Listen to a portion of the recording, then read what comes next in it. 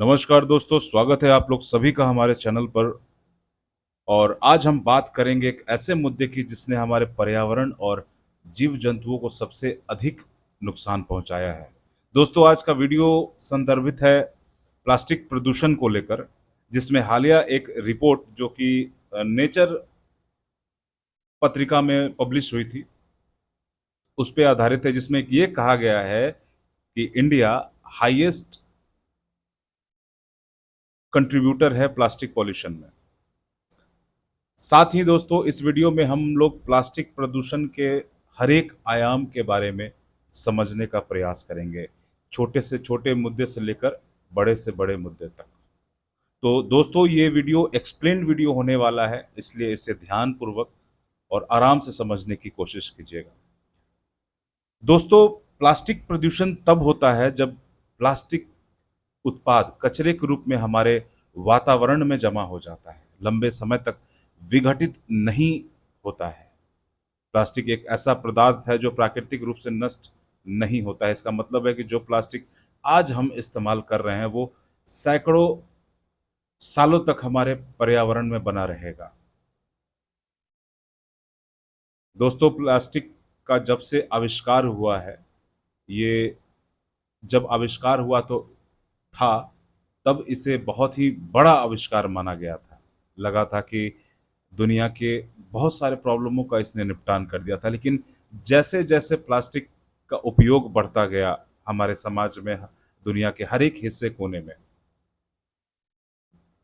तब जाकर लोगों के बीच में ये बात समझ में आने लगी कि प्लास्टिक जो कि कृत्रिम रूप से तैयार किया जाता है, इसको अपघटित होने में पर्यावरण में हज़ारों सैकड़ों साल लगते हैं।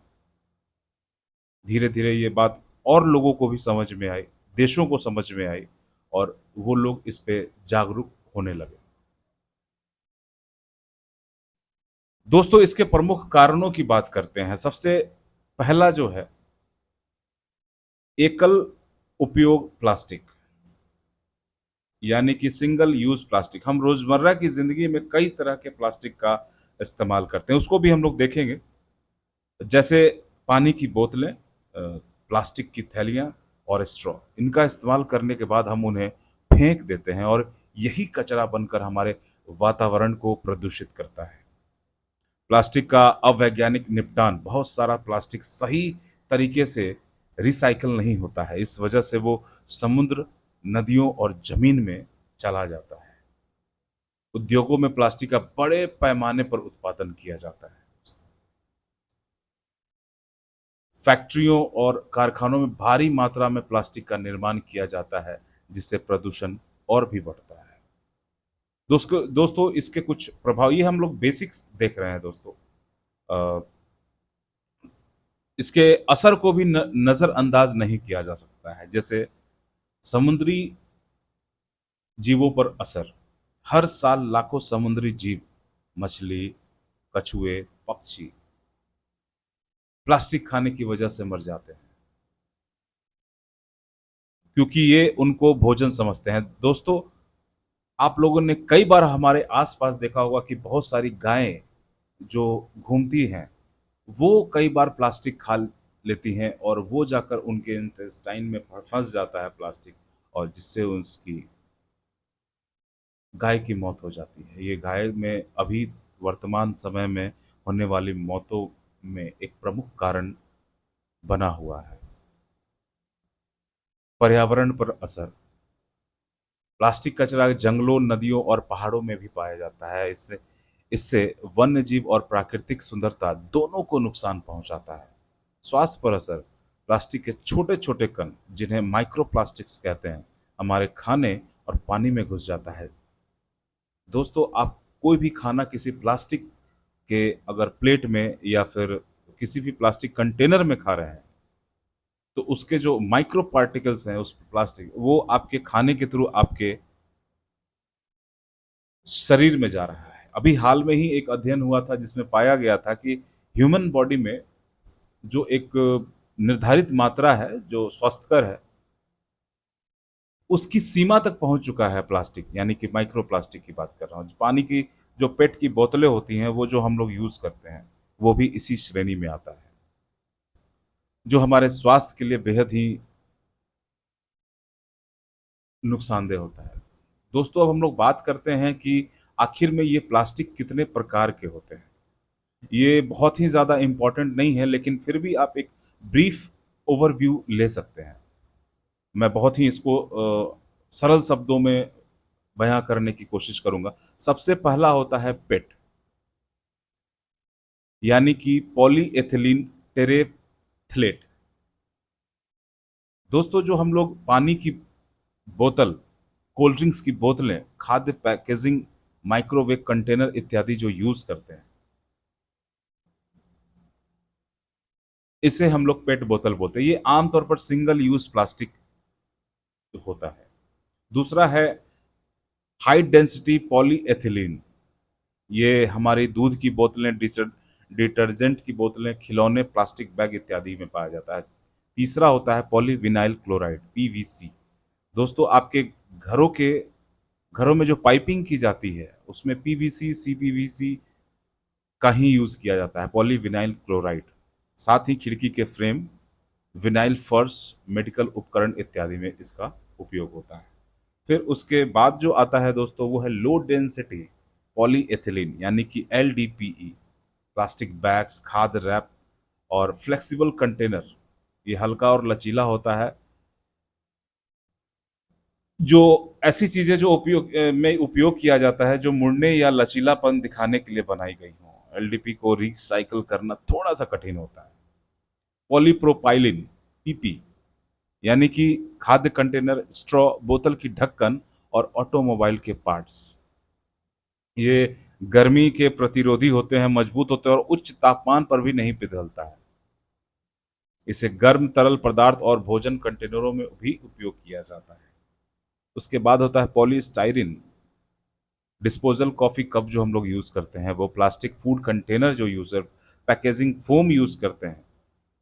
ये हल्का, आसानी से ढलने वाला, लेकिन रिसाइकिल करना उतना ही कठिन होता है और पर्यावरण को नुकसानदेह माना जाता है। इसके अलावा भी हैं पॉलीकार्बोनेट, एक्रेलिन, नायलॉन इत्यादि, जो कि पानी की बोतलों और मेडिकल, धूप के चश्मे और इलेक्ट्रॉनिक्स इत्यादि में यूज़ होता है। दोस्तों, ये था हमारा प्रकार।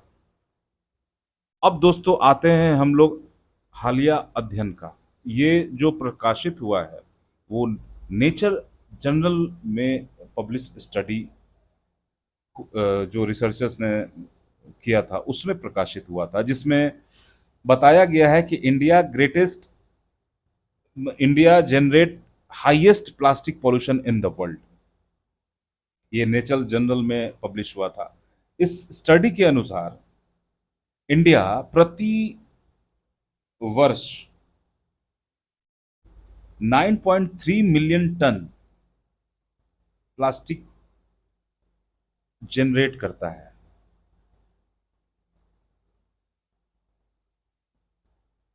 और 5.8 इसमें से, 9.3 में से 5.8 जो होता है उसको इंडिया जला देता है और 3.5 मिलियन टन को डेब्रिस, यानी कि कचरे के रूप में एनवायरनमेंट में छोड़ देता है। दोस्तों, इसके बाद जो देश हैं पूरे विश्व के, वो है नाइजीरिया, जो कि 2 नंबर पे है, यानी कि 3.5 मिलियन टन्स एनवायरनमेंट में छोड़ दिया जाता है इंडिया के द्वारा। जो दूसरा हमारा कंट्रीब्यूटर है प्लास्टिक पॉल्यूशन में, वो है नाइजीरिया, 3.5 मिलियन टन्स के साथ। इसके बाद तीसरा है इंडोनेशिया, जो कि 3.4 मिलियन टन के साथ है, और चौथे नंबर पे है हमारा चाइना, जो कि 2.8 million ton plastic use generate करता है। अब दोस्तों, बात इसमें की गई है इस स्टडी में कि प्रॉब्लम क्या है इस अनमैनेज्ड वेस्ट का। एक यूनिवर्सिटी ऑफ लीड्स के रिसर्चर थे, उन्होंने एक एनालिसिस जो किया था, वो कुछ डेटा को उन्होंने रखा था। इसमें सबसे प्रमुख है कि पूरे विश्व में हर एक साल तकरीबन 251 million ton of plastic waste produce होता है, जो कि 2 lakh Olympic size swimming pool के बराबर है, जिसमें से 1/5 यानी कि 1/5 ऑफ दिस प्लास्टिक, यानी ये लगभग 52.1 मिलियन टन के बराबर होता है, वो इन्वायरमेंट में इमिट कर जाता है, घुल मिल जाता है, छोड़ दिया जाता है। दोस्तों यहाँ पे ये बताया गया है कि जो हमारा ये है, मतलब जो प्लास्टिक वेस्ट है, उसको दो कैटेगरी में बांटा गया है। पहला मैनेज्ड और दूसरा है अनमैनेज, यानी कि प्रबंधित और गैर प्रबंधित। तो प्रबंधित में वो प्लास्टिक्स आते हैं जो म्युनिसिपैलिटीज के द्वारा कलेक्ट कर लिए जाते हैं, और जो अनमैनेज्ड में आता है वो आता है कि जो एनवायरमेंट में एंडअप होते हैं और विघटित होते हैं। दोस्तों इसमें बताया गया है कि जो अनमैनेज्ड वेस्ट है, उसमें से 43% यानी कि 43% लगभग ये होता है 22.2 मिलियन टन, ये अनबर्न रहता है, अनबर्न रहता है, यानी कि इसे ये जलाया नहीं जाता है। वहीं 57% यानी कि 29.9 मिलियन टन को जला दिया जाता है। अब देखिए दोस्तों, यहां पे एक डिबेट भी शुरू हो जाती है, नॉर्थ साउथ डिबेट। यहां पे ये बताया जाता है कि जो टॉप